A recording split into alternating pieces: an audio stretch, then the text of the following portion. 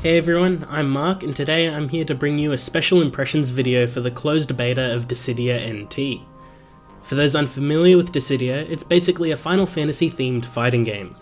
It had 2 games on the PSP and was pretty advanced for its time. Dissidia NT is a port of the 2015 Japan exclusive arcade game of the same name. Dissidia is played like an arena style brawler in a similar vein to the Gundam Versus series.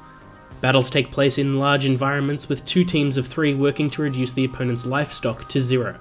It's pretty standard for the genre, however the fundamentals of the Dissidia PSP games are what make this unique.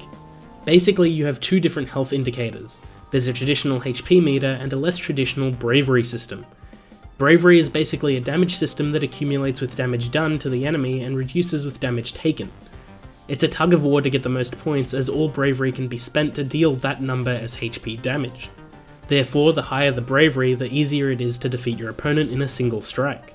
When either character's bravery reaches past 0, a special banked bravery bonus is awarded to the breaker.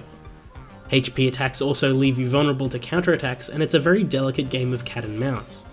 This is even truer now that Dissidia NT is a 3v3 system, as there is potential for teamwork and singling out certain opponents. On top of this, your attacks can be changed with directional inputs and loadouts can be swapped between battles.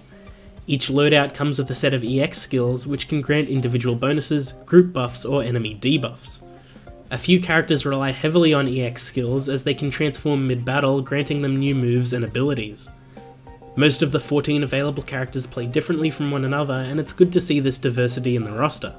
There is a loose class system separating the battle roles of each character, but from what I played this didn't change much unless you were a pure magic user like Terra.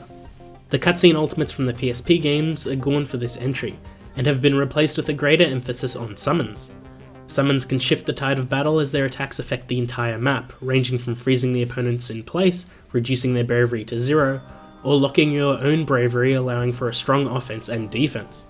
It's really fun and really chaotic. However, the netcode, at least from my region, was messy and I experienced significant lag in all of my matches. It made things more difficult as communication and coordination with your team in multiplayer is vital to your success. Thankfully, the practice mode gave a better indication as to how the game plays and will behave at launch.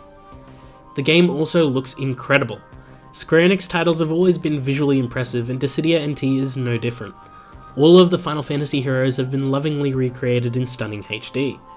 It could still use a bit of polish in the environment and menu, but the character models are mostly great. The summons look incredible as well, with each getting their own special intro cutscene. The soundtrack has been remixed and adjusted to suit the arcade feel of this title, and it's a fun trip down memory lane. Dissidia NT makes a fairly strong first impression. It maintained its unique combat system from the PSP era while throwing on a fresh coat of paint.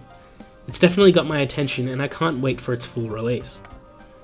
Stay tuned to GameCast for more great gaming content and a full review of Dissidia once the game launches early next year.